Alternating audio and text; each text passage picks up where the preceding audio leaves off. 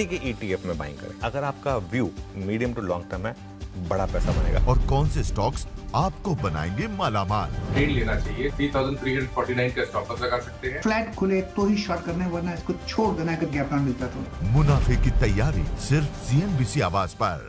यहाँ शेयरों से जुड़े हर सवाल का मिलेगा जवाब। 583 पे होल्ड करें, ऐड करें। होल्ड करें इस पोजीशन को, 1170 का एक SL मेंटेन करें नीचे में। FNO में क्या पोजीशन लें, होल्ड करें या बेच दें। बैंक निफ्टी सिंस स्ट्रॉन्गर तो ट्रेड निफ्टी, ये एक स्ट्रैटेजी होनी चाहिए आज। स्टॉक से जुड़े आपके हर कंफ्यूजन का वन स्टॉप सोल्यूशन। दोनों ही इंडेक्सेस में कॉशियस रहने की सलाह, आपको बचना चाहिए कोई भी ट्रेड।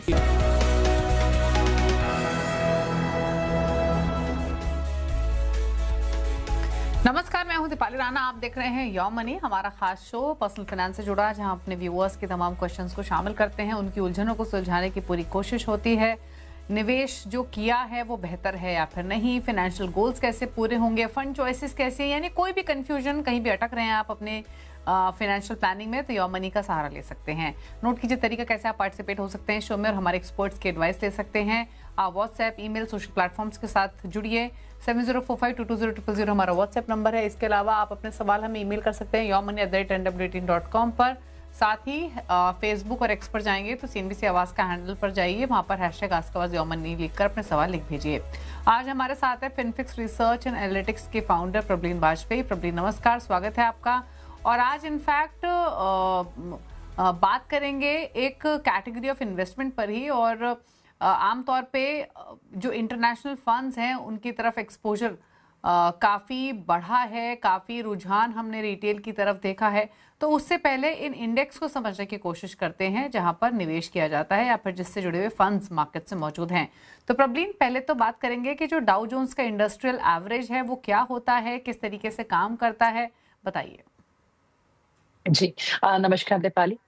मार्केट्स में बहुत सारी कंपनीज लिस्टेड होती हैं और एक निवेशक को एक जनरल डायरेक्शन जो मार्केट की है उसको समझने के लिए यूजुअली हम किसी इंडेक्स को ट्रैक करते हैं। और डाउ जोन्स 130 साल पुराना एक ऐसा इंडेक्स है, US का बहुत ही पॉपुलर और पुराना इंडेक्स है। ये 30 कंपनीज को रिप्रेजेंट करता है जो कि लार्ज कैप है US में। और ये इंटरेस्टिंगली एक प्राइस वेटेड इंडेक्स है, यानी कि यहाँ पे जिस कंपनी का प्राइस ज्यादा है उसको वेटेज थोड़ी ज्यादा मिलती है, इन सिंपल वर्ड्स। एंड ये इतना पुराना एक इंडेक्स है जिसमें दो सेक्टर्स, वैसे तो बहुत अच्छा रिप्रेजेंटेशन है सारे सेक्टर्स का, जो दो सेक्टर्स हैं यूटिलिटीज और ट्रांसपोर्टेशन, उनका रिप्रेजेंटेशन नहीं है दीपाली यहाँ पे। बट डाउ जोन्स को एक तरीके से हम बेंचमार्क बोल सकते हैं, एक जो पल्स है US इकोनॉमी की, US मार्केट्स की, वो दर्शाता है डाउ जोन्स। और I think as Indian investors जब हम देखते हैं कि सुबह हमारी मार्केट्स कैसे खुलने वाली हैं, कहीं ना कहीं हम रात में US मार्केट्स में जब उनकी सुबह रही होती है, वहां पे डाउ जोन्स और बाकी इंडस्ट्रीज की क्या मूवमेंट है उसको पूरी रुचि से ट्रैक करते हैं। सो डाउ जोन्स का एक जो प्रोमिनेंस है from the point of view, क्योंकि इतना पुराना इंडेक्स है, वो काफी ज्यादा है। और बड़ी बेहतरीन कंपनियां जैसे आप मान लीजिए Home Depot, Coca Cola, Nike, Goldman सैक्स ग्रुप हो गया, ये सारी वहां पे उसका पार्ट है। So this is the Dow Jones industrial average, जिसको हम द डाउ भी बोलते हैं। ओके और वहीं S&P 500, ये इंडेक्स कौन सा होता है, ये क्यों इंपॉर्टेंट है, यहाँ क्या रिफ्लेक्शन मिलता है किन पॉकेट्स का, या फिर क्या एग्जैक्टली इंडिकेट करता है? जी, सो दीपाली जैसे मैंने बताया कि तो डाउ जोन्स है, that is a price cap, price weighted index है। जबकि जो S&P 500 है, ये एक मार्केट कैप बेस्ड इंडेक्स है और ये भी काफी पुराना है। इसकी शुरुआत 1957 में हुई है। और जैसे इंडिया में हम लोग निफ्टी 50 को ट्रैक करते हैं, निफ्टी 500 को ट्रैक करते हैं, ये ब्रॉडर मार्केट इंडिसेस हैं, वैसे ही अमेरिका में S&P 500 वहाँ की टॉप 500 कंपनीज का रिप्रेजेंटेशन करता है। और ये एक normal market cap based index है, यानी कि price into the number of जितने आपके स्टॉक्स हैं कंपनी के लिस्टेड बेसिकली। तो जो बड़ी कंपनी है उसको बड़ा वेटेज मिलता है। और S&P 500 अकेले ही दीपाली इंटरेस्टिंगली US मार्केट्स का 80% मार्केट कैप जो है वो कवर कर लेता है। तो अगर आपने S&P 500 की मूवमेंट देखी है तो आप मान लीजिए कि आपको 80% बेसिकली वहां पे क्या हुआ है उसका एक बहुत अच्छा इंडिकेशन मिल जाता है। और यहाँ पे हमने देखा है फाइनेंस से लेके कोई भी बड़ी कंपनीज़ हो गई, टेक्नोलॉजी की हो गई, दूसरे यूटिलिटीज़ हो गया, सारे सेक्टर्स का बहुत बेहतरीन रिप्रेजेंटेशन है। इसमें वॉरेन बफेट की जो कंपनी है, बर्कशायर हैथवे, देन माइक्रोसॉफ्ट हो गया, डिज्नी हो गए, इस टाइप की सारी कंपनियों का हमें यहाँ पे देखने को मिलता है रिप्रेजेंटेशन। और यहाँ पे जो टॉप 10 स्टॉक होल्डिंग्स हैं, उनका वेटेज करीबन 36% है इस टाइम पे। एंड डेफिनिटली क्योंकि जो मार्केट कैप बेस्ड इंडेक्स है दीपाली, तो इस टाइम पे ज्यादातर टेक्नोलॉजी कंपनीज का ज्यादा वेटेज है। तो जितनी बड़ी टेक कंपनीज हैं जिनको मैग्निफिसेंट 7 बोलते हैं, वो भी इस टाइम पे इसका हिस्सा हैं। ओके। और वहीं अगर हम नेस्डेक कंपोजिट की बात करें तो इसके बारे में और बताइए हमारे व्यूअर्स को, और स्पेशली इसे बहुत high growth point of view से देखा जाता है, तो वो क्यों आईटी के पॉइंट ऑफ व्यू से काफी रेलेवेंट माना जाता है, तो क्या राय है आपकी इस पर? जी, नास्डैक कंपोजिट ज्यादा ब्रॉडर इंडेक्स हो गया, पर जो नास्डैक 100 है दीपाली, वो तो मेरे ख्याल से बहुत ही सॉट आफ्टर एक इंडेक्स है। और इंडिया से जब हम बाहर ज्यादातर पैसा लगाते हैं तो हम नास्डैक या S&P 500 में ही अपना पैसा लगाना चाहते हैं। नास्डैक 100 यूएस एक एज एन इकोनॉमी को अगर हम देखें तो उसकी इनोवेशन को दर्शाता है। और बहुत इंटरेस्टिंगली वहां पे कुछ भी फाइनेंशियल्स और बैंक्स का कुछ भी योगदान नहीं है उस इंडेक्स में। तो अगर हम नास्डैक 100 में अपना पैसा लगाते हैं, तो वहाँ पैसा हमारा ज़्यादा technology oriented, growth oriented companies में ही लगता है। एंड इसीलिए आप अगर देखेंगे तो नास्डैक खुद एक, क्योंकि एक्सचेंज भी है, वहाँ पे टेस्ला से लेके एप्पल, अल्फाबेट, ये सारी बड़ी कंपनियाँ लिस्टेड हैं। एंड ये of course top 100 technology companies जो हैं, इसमें ऑलमोस्ट 50% वेटेज देती हैं। तो मान लीजिए अगर करीबन 100 कंपनीज़ ओवरऑल नास्डैक 100 का हिस्सा हैं, तो उसमें से 50% वेटेज ऑलमोस्ट टेक्नोलॉजी को चला जाता है। बट उसके अलावा बाकी सेक्टर्स भी हैं, बट फाइनेंशियल्स का इसमें कोई भी रिप्रेजेंटेशन नहीं होता है। बट टेलीकॉम हो गया, रिटेल हो गया, नॉर्मल बायोटेक्नोलॉजी हो गया, इनफैक्ट बायोटेक के भी काफ़ी आपको देखने को मिलते हैं नास्डैक 100 में स्टॉक्स। सो नास्डैक 100 आज के टाइम पे मेरे ख्याल से अगेन बहुत सॉट आफ्टर, ये 1980s में आया था, कंपैरेटिवली न्यूअर इंडेक्स है। बट आज के टाइम पे जितने ईटीएफ्स और इंडेक्स फंड्स S&P 500 को और नास्डैक 100 को ट्रैक करते हैं, वो काफ़ी ज़्यादा है। और इस डेफिनिटली इंडेक्स की थोड़ी वॉलेटिलिटी हमने S&P 500 से ज़्यादा देखी है। अच्छा, एक फाइनल सवाल और आपसे प्रवीण, वो ये कि आमतौर पे जो इंटरनेशनल फंड्स होते हैं इन जनरल, ये आपसे राय लेना चाहती हूँ, उनके पोर्टफोलियो में प्रेजेंस कितने इम्पोर्टेंट है, कितने रिलेवेंट है? क्योंकि बहुत सारे व्यू हमारे इन्वेस्टर्स हैं जो रखते हैं पोजीशंस, कुछ ऐसे हैं जो जानना चाहते हैं रखने चाहिए या फिर नहीं। क्या सलाह इन जनरल आपकी रहेगी? जी, एब्सोल्युटली दीपाली, अगर आज हम अपनी इंडियन मार्केट्स को देखें, so Indian markets global markets का एक थोड़ा छोटा हिस्सा है। अब अभी भी हम less than 10% of the global market cap हैं। ऐसे में अगर हम इंडिया के बाहर पैसा लगाते हैं तो S&P 500 या नास्डैक हमारे लिए सॉर्ट ऑफ फर्स्ट स्टेप हो जाते हैं, बिकॉज वो ऐसी कंपनीज हैं जो ऑफ कोर्स सबसे बड़ी इकोनॉमी का हिस्सा हैं। प्लस हमारे लिए मेरे ख्याल से उनको ट्रैक करना, देखना ज्यादा ईजी है, क्योंकि ये नाम हमें फेमिलियर लगते हैं, हम उनके प्रोडक्ट्स यूज करते हैं, चाहे एप्पल हो जाए, चाहे माइक्रोसॉफ्ट हो जाए, जूम जैसे हमारी कॉल इस टाइम पे मैंने आपको कनेक्ट किया है जूम के थ्रू। सो इस टाइप के जितने हम प्रोडक्ट्स को एक्चुअली डेली लाइफ में यूज करते हैं, वो इंडिया में लिस्टेड नहीं है। एंड उनका हमें अगर शेयर चाहिए अपने उस पोर्टफोलियो में, तो उसके लिए हमें S&P या नास्डैक में हम इन्वेस्ट कर सकते हैं। एंड इंडिया से बहुत सारे of course mutual funds and ETFs available हैं, बट जैसे आप जानते हैं कि RBI की लिमिट्स हैं, जिसकी वजह से अभी हम उसमें अपना योगदान नहीं कर पा रहे हैं, आप अपना शेयर नहीं बढ़ा पा रहे।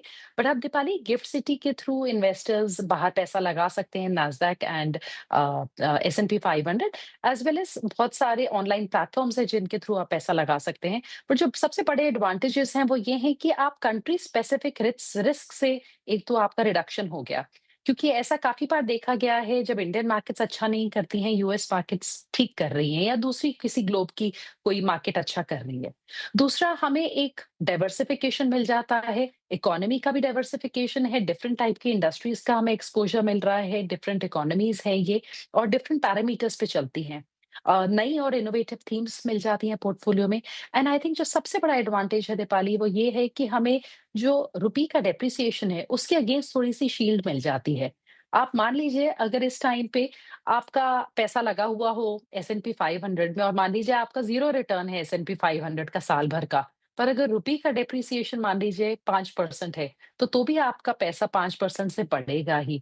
तो जो रुपये डेप्रिसिएशन है जिसका एज़ इंडियंस हमें हर चीज़ में ज़्यादातर नुकसान होता है, जब हमने बाहर पैसा ऑलरेडी लगाया होता है, उस चीज़ का हमें एडवांटेज हो जाता है। सो आई थिंक ग्लोबल डाइवर्सिफिकेशन या इंडिया के बाहर पैसे लगाना अबाउट समवेयर बिटवीन 5 टू 15% आपका पोर्टफोलियो आपकी रिक्वायरमेंट के हिसाब से आराम से हो सकता है एंड मेरे ख्याल से ये डेफिनिटली आपके पोर्टफोलियो को ज़्यादा रोबस्ट बनाता है। ओके, तो ये आपको इन जनरल बताए गए हैं इंटरनेशनल एक्सपोजर को लेकर, और साथ ही साथ हमने अलग अलग इंडेक्स पर तो चर्चा की ही। लेकिन चलिए अब आगे बढ़ेंगे, व्यूअर्स से बातचीत करते हैं। और पहले व्यूअर हमारे साथ प्रदीप हैदराबाद से कनेक्टेड है सवाल पूछने के लिए। प्रदीप नमस्कार, बताइए क्या सवाल है आपका? नमस्कार मैम, मेरा नाम प्रदीप है, मैं हैदराबाद से हूँ। मेरा पर मंथ 1,10,000 का SIPs है इन डिफरेंट फंड्स, 6 फंड्स में है। तो मुझे बस जानना था कि 10 से 15 साल के विजन में will I be able to accumulate around 5 crore, and also क्या ये फंड्स जो मैंने सेलेक्ट किए वो अप्रोप्रिएट है कि नहीं। एंड इसके अलावा मेरे पास EPF PPF मिलाकर भी अराउंड 60 to 70 lakhs का फंड है मैम। ओके, तो यानी अभी आपके जो पोर्टफोलियो की वैल्यू अभी आपने रिसेंटली मान के चलने स्टार्ट किया है, आपके 3 लाख के पोर्टफोलियो की वैल्यू है, राइट? हाँ मैम, मैंने बस ये जनवरी से ही स्टार्ट किया है। ओके, तो 1,10,000 के सिप है, इसी साल शुरुआत की है। 20,000 पराग पर एक flexi cap, 20,000 Edelweiss equity saving, similar amount Bandhan small cap, then ICICI approved equity and debt and ICICI approved Nifty 50 index 20,000 and then 10,000 है एक्सेस ग्लोबल इक्विटी अल्फा में। अभी हम ग्लोबल फंड्स की बात कर भी रहे थे। और EPF में इनका कॉर्पस 50 लाख है और PPF में कॉर्पस है 17 लाख का। 5 करोड़ का लक्ष्य है 10 से 15 सालों में। प्रॉब्लम बताइए जी, जो प्रदीप जी का पोर्टफोलियो है दीपाली, मैं पहले उसमें थोड़ा-सा चेंज बताना चाहूँगी बिकॉज़ अभी हाल ही में इन्होंने शुरू किया है, तो इनके पास अपना EPF एंड PPF है। यानी कि इनके पास फिक्स्ड इनकम का पैसा है जो लो रिस्क में है। और अगर हम बिल्कुल पूरी कंट्रीब्यूशन को इनकी ना कंसिडर करें कि आगे PPF या EPF में क्या जाएगा, उसके बावजूद भी नेक्स्ट 15 इयर्स में ये इस सिर्फ पैसे से जो इनके पास रकम है, ये करीबन 65-67 लाख, इससे ये 2.1 करोड़ सिर्फ अपनी EPF और PPF से जमा कर लेंगे विदाउट कंट्रीब्यूशन। फिर इनका टारगेट है कि ये करीबन 5 करोड़ नेक्स्ट 10 टू 15 इयर्स में जमा करना चाहते हैं। उसके लिए छोटे से चेंजेस पहले तो इनके पोर्टफोलियो में पराग पारिक फ्लेक्सी कैप आप कंटिन्यू कर सकते हैं, बंधन स्मॉल कैप भी आप कंटिन्यू कर लीजिए, ICICI का इक्विटी डेट भी आप कंटिन्यू करिए एंड एक्सिस का ग्लोबल आपने इक्विटी अल्फा फंड ले रखा है। ये एक एक्टिवली मैनेज्ड फंड है जो श्रोडर्स का ग्लोबल फंड है उसको ट्रैक करता है बेसिकली। सो एक्सिस जो है वो श्रोडर्स के बाहर के फंड में पैसा लगाता है, जो डिफरेंट स्टॉक्स में बाहर पैसा लगाता है। सो एक्टिवली मैनेज्ड फंड। छोटा सा नुकसान इसका ये है कि इसका एक्सपेंस थोड़ा ज्यादा हायर साइड पे हो जाता है एज कम्पेयर टू अगर हम S&P या नास्डैक को सीधा ट्रैक करें। बट इस टाइम पे हमारे पास ऑप्शंस कम है तो कोई बात नहीं, आप इसको कंटिन्यू कर सकते हैं। निफ्टी 50 इंडेक्स की जगह आप ICICI का ही निफ्टी 50 इक्वल वेट इंडेक्स जोड़ लीजिए प्रदीप जी अपने पोर्टफोलियो में। और क्योंकि आपके पास फिक्स्ड इनकम का एक पोर्टफोलियो रखा हुआ है साइड में, तो मुझे लगता है आप एडलवाइस इक्विटी सेविंग्स जहां पे आपने एक बहुत छोटा अमाउंट इसमें इक्विटी का रहता है और ज्यादा ये डेट की तरफ थोड़ा लो रिस्क है, आपके पास मिड कैप टोटली मिसिंग है। तो मुझे लगता है कि अगर आपकी इंटेंशन अलग से कुछ बफर फंड बनाने की या लो रिस्क फंड बनाने की एक नहीं है कॉर्पस, तो फिर ये वाला जो एलोकेशन है ये आपका एक मिड कैप फंड में ना जाना चाहिए। अगर आप चाहें, क्योंकि आपका पोर्टफोलियो लंबे समय का है, आप एडेलवाइस का ही मेरे ख्याल से मिड कैप मोमेंटम उठा सकते हैं, नॉर्मल मिड कैप इंडेक्स उठा सकते हैं। सो आप पैसिव स्ट्रैटेजी चूज करिए, I think even in the mid caps. और आप इन द नेक्स्ट 10 इयर्स बहुत ज्यादा रकम नहीं जोड़ पाएंगे, अबाउट 2.46 करोड़, 12% का अगर हम रिटर्न मान के चले।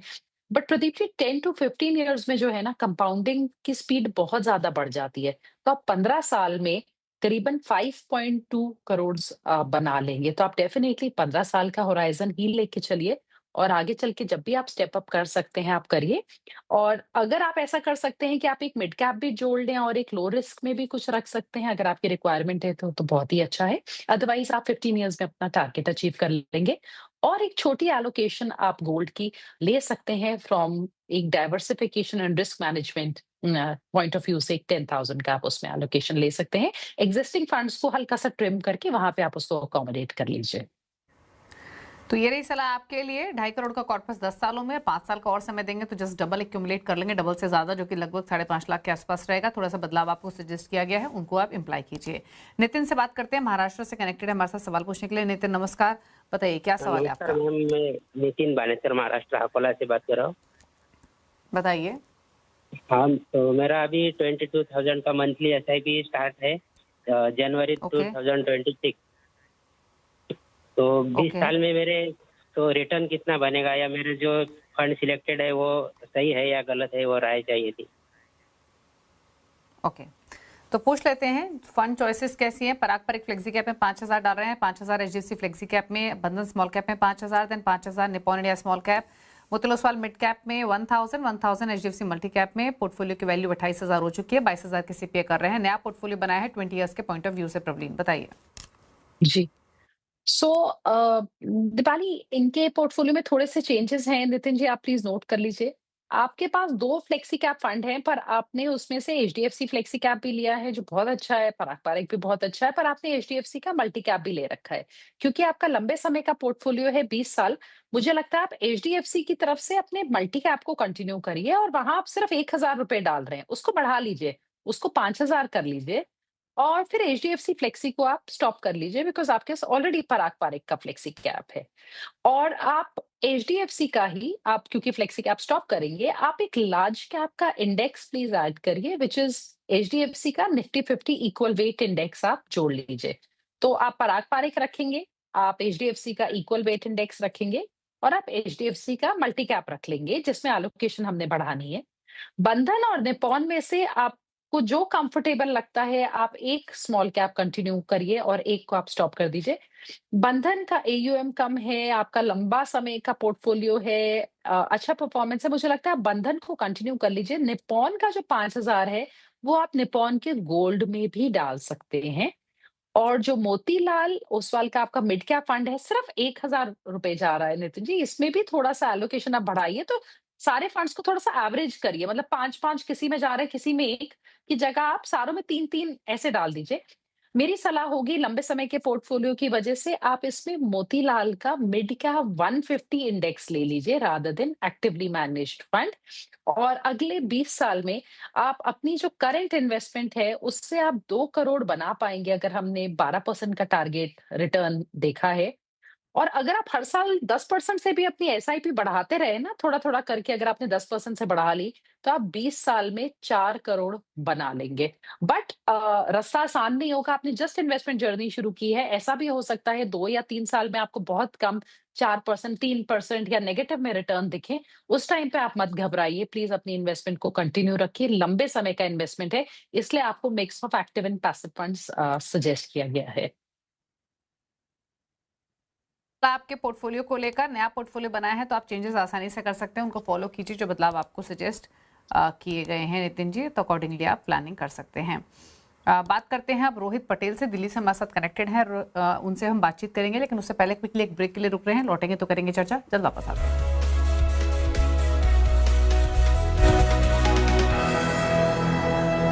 ट्रेडर्स हॉटलाइन सिर्फ CNBC आवाज पर। आप देख रहे हैं फ्यूचर एक्सप्रेस। FNO मार्केट का हर एक्शन। जब तक आपके पास एज ए डे ट्रेडर 25,520 है, डिप्स को बाय कीजिएगा। कॉल ऑप्शन ले या पुट ऑप्शन, उसी स्टॉप लॉस के साथ इसको होल्ड कर सकते हैं। जिनके पास लॉन्ग है वो क्लोजली ट्रेल करें। जानिए किन स्टॉक्स में होगी आपकी जबरदस्त कमाई। 314 अंकों की बढ़त निफ्टी बैंक में देखने को मिल रही है, 56,950, और रिस्क रिवॉर्ड के हिसाब से यहाँ एक ट्रेड बन सकता है। देखिए फ्यूचर एक्सप्रेस सिर्फ CNBC आवाज पर। एक धमाकेदार लाइव शो। आज अपने को अहमदाबाद, बेंगलुरु और पुणे ही जाना है। महिलाओं की निवेश से जुड़ी हर क्वेरी का सॉल्यूशन। 184 क्वांटिटी 249 से लिया है। वो तो शेयर है एट द रेट ऑफ 39, क्या करना चाहिए। बेहतरीन इन्वेस्टमेंट आइडिया जाने माने मार्केट एक्सपर्ट्स के साथ। साल 1.5 साल इसमें बना रहता है तो अच्छे मुनाफे पे आ सकता है। लॉन्गर टर्म ड्यूरेशन के लिए भी ये काउंटर अच्छा नहीं है, कोई भी उछाल में आप एग्जिट कीजिए। सास बहू और सेंसेक्स सिर्फ CNBC आवाज पर। मार्केट के आखिरी 1.5 घंटे का सारा एक्शन। ओवरनाइट पोजीशन कोई भी कैरी करें तो हेज जरूर करें अपने आप को। हेज करना इस मार्केट में बहुत जरूरी है। क्लोजिंग बेल बजने से पहले कीजिए जबरदस्त कमाई। शुरुआत तेजी के ट्रेंडिंग स्टॉक के साथ होगी। आज इसने 20 डेमा से रिवर्सल लिया। जाने माने एक्सपर्ट्स के साथ आवली चार्ट्स और मोमेंटम को देखते हुए यहाँ पे पोजीशन बनाई जा सकती है। तो बाय एंड एक्यूमुलेट की ही सलाह है इस स्टॉक पे। देखिए कमाई का अड्डा। 10 के ट्रेड्स में आपका स्वागत है। हर रोज 10 बजे रहिए एक धमाकेदार शो के लिए तैयार। अगर मार्केट को आप रिस्पेक्ट नहीं करेंगे ना तो फिर आप मिजरेबल फील करेंगे। कोई सस्टेन्ड बुल मार्केट नहीं है यहाँ पे। मार्केट के मास्टर्स देंगे दमदार ट्रेडिंग आइडिया। मुझे लग रहा है यहाँ पर लॉन्ग पोजीशंस आपको ऐड करनी चाहिए। कमोडिटी में बहुत अच्छा ट्रैक्शन देखने को मिल रहा है। जो बनाए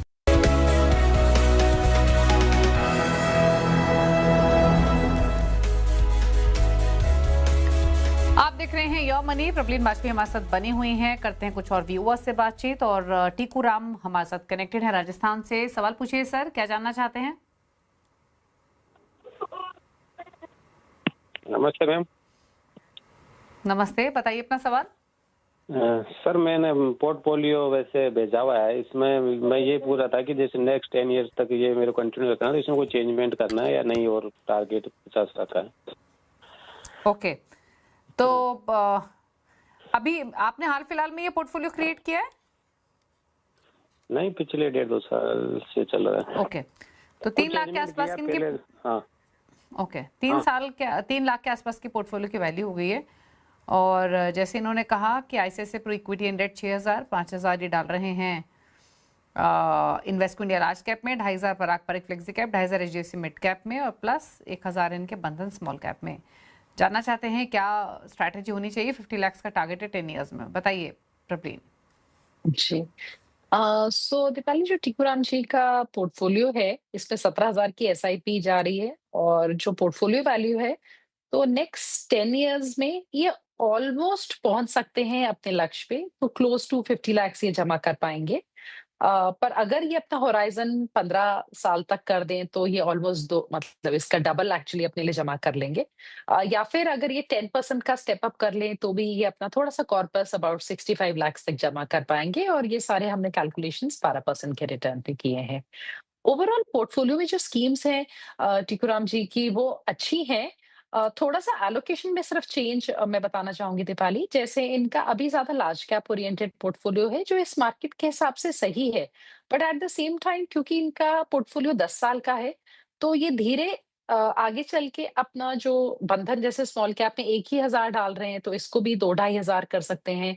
मिड कैप में भी सिर्फ 2,500 जा रहा है, उसको 3,500 या 4,000 कर लें तो थोड़ा सा मिड एंड स्मॉल कैप में अपना एलोकेशन माइल्डली बढ़ा सकते हैं। इस टाइम पे काफी लार्ज कैप टिल्टेड ही है पोर्टफोलियो, एंड उसके अलावा कोई मेजर चेंज की इनको इस टाइम पे जरूरत नहीं है अपने पोर्टफोलियो में। अच्छे स्कीम्स हैं सारे के सारे। तो आपके स्कीम सब बेहतर हैं, बने रहिए और 64 लाख के आसपास की राशि आप इकट्ठा कर लेंगे अगर आप 10% स्टेप अप करते हैं तो। रोहित का सवाल लेते हैं, ईमेल के थ्रू भेजा है इन्होंने दिल्ली से। 42 इयर्स इनकी एज है, मंथली सिर्फ चल रही है 25,000 रुपये महीने की, 32 लाख इकट्ठा कर चुके हैं पोर्टफोलियो में और 2 करोड़ का लक्ष्य है 11 सालों में। पराग पारिक फ्लेक्सी कैप 6,000 रुपये महीना, HDFC मिड कैप 8,000 रुपये महीना, 5500 है ICICI प्रो लार्ज कैप में और बंधन स्मॉल कैप में 5500। क्या सलाह रहेगी इनके लिए? इनका भी दीपाली जो रोहित जी, इनका पोर्टफोलियो काफी अच्छा है, सारी अच्छी स्कीम्स है। ICICI large cap, HDFC mid, बंधन स्मॉल और पराग पारिक। सो पोर्टफोलियो में कोई मेजर चेंज की जरूरत नहीं है। अगेन अच्छे हैं। इनका 11 साल का लक्ष्य है जो 2 करोड़ का, उसमें छोटा सा शॉर्टफॉल आएगा अभी जो करंट है। और अगर हम 12% का रिटर्न एक्सपेक्टेशंस के साथ चलें तो 1.77 करोड़ बना सकते हैं अपनी SIP और लमसम के द्वारा। 10% का अगर स्टेप अप कर लें तो आराम से इसको अचीव कर लेंगे, बिकॉज ये 2 करोड़ का मार्क 2.11 इनफैक्ट अपना करोड़ बना लेंगे। और अगर ये स्टेप अप नहीं कर सकते और उनको लगता है कि अभी इनके पास क्षमता है अभी बढ़ाने की अपने SIP, तो इनको करीबन 32-33 हजार की SIP की रिक्वायरमेंट है आज के टाइम पे। एंड उसके अलावा इन्हीं स्कीम्स में अपनी इन्वेस्टमेंट को कंटिन्यू कर सकते हैं। आगे चल के अगर इनको एक risk management diversification point of view से लगता है तो थोड़ा एलोकेशन एक गोल्ड में देख सकते हैं, अदरवाइज कोई ज्यादा चेंज की रिक्वायरमेंट नहीं है। अच्छा पोर्टफोलियो। ओके, तो ये रही सलाह आपके लिए। आपके पोर्टफोलियो को लेकर रोहित, 2 करोड़ की राशि आप इकट्ठा कर लेंगे। अगर स्टेप अप भी करेंगे तो आसानी से 2 करोड़ के ऊपर का लक्ष्य भी आप कर लेंगे। और अगर आपको एनुअल स्टेप अप नहीं करना है तो अपने एसआईपी एलोकेशन थोड़ा सा बढ़ाइए। बाकी फंड्स आपके बेहतर है, आप इन्हीं फंड्स में इन्वेस्टेड रहिए, किसी तरीके के बदलाव की जरूरत नहीं है, but time to time review करते रहे अपने इस पोर्टफोलियो को। आप पूछ रहे थे प्रबलीन के टॉप 4 फंड्स, बताइए प्रबलीन कौन कौन से फंड्स आपने आइडेंटिफाई किए हैं नए पोर्टफोलियो क्रिएशन के हिसाब से? सो दीपाली, लार्ज कैप में अगेन सलाह मेरी पैसिव फंड को होगी which is equal weight index. तो डीएसपी का नाम ले रही हूँ क्योंकि सबसे पुराना फंड है इस कैटेगरी का, वरना कोई भी देख सकते हैं इक्वल वेट इंडेक्स निफ्टी 50 का। मिड कैप में अगेन पैसिव स्ट्रैटेजी 150 इंडेक्स जो है हमारा निफ्टी का, आप ट्रैक कर सकते हैं। मेरे ख्याल से अच्छा तरीका है मिड कैप्स को में निवेश करने का। उसके साथ साथ एक मल्टी कैप फंड, क्योंकि मल्टी कैप फंड आपके लार्ज, मिड और स्मॉल आपको तीनों एलोकेशंस देता है। कोटक के फंड का मेरे ख्याल से परफॉर्मेंस भी डिसेंट है, प्लस उसका जो एक ओवरलैप है अपने इन बाकी फंड्स के साथ वो रिलेटिवली कम आता है, तो वो मेरे ख्याल से एक अच्छा फिट है। एंड थोड़ा सा रिस्क पॉइंट ऑफ व्यू से एक आईसीआईसीआई का equity and debt which is an aggressive hybrid fund, वो जोड़ा जा सकता है। तो ये ओवरऑल 4 फंड्स हैं जिनके थ्रू एक पोर्टफोलियो बनाया जा सकता है। ओके, तो ये रही सलाह आपके लिए। प्रबलिंग के टॉप 4 फंड्स आपकी स्क्रीन पर नोट कर लीजिए आप। DSP Nifty 50 equal weight index fund, Kotak multi cap, Nippon India mid cap 150 index और ICICI Prudential equity and debt. तो ये रही सलाह प्रबलिन की तरफ से। थैंक यू प्रबलिन आने के लिए शो में और सभी क्वेरीज को आंसर करने के साथ साथ अपने टॉप फंड चॉइसेस भी हमारे व्यूअर्स के साथ शेयर करने के लिए। इसी के साथ योर मनी में तो इतना ही। ब्रेकफास्ट पर भी खबरें जारी है सीएनबीसी आवाज पर। नमस्कार।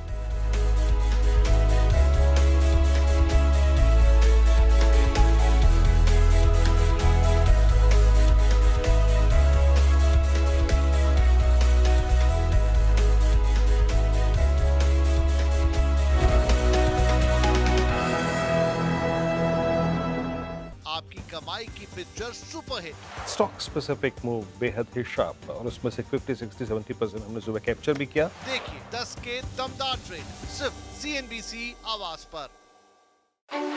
थोड़ा सा मार्केट ने शायद ट्रैप किया, उसके बाद मार्केट अब गिफ्ट निफ्टी के लेवल्स की तरफ बढ़ता हुआ। अपने पहले ट्रेड से बनाइए अपनी हर मॉर्निंग को रॉकिंग। डिफेंस जो है ना, वो सारी जो बाधाएं हैं वो तोड़ के निकलने वाला है। मार्केट के सबसे अनुभवी और भरोसेमंद एक्सपर्ट्स के साथ आज का जो बार बना है उसके साथ लगता है बाइंग के लायक है। तो स्टॉप लॉस आप 5040 पे लगाए। बुल या बियर के फियर फैक्टर को कहिए गुड बाय। इस समय मार्केट में अपनी पोजीशन को कैरी करें। पहला सौदा सीएनबीसी आवाज पर।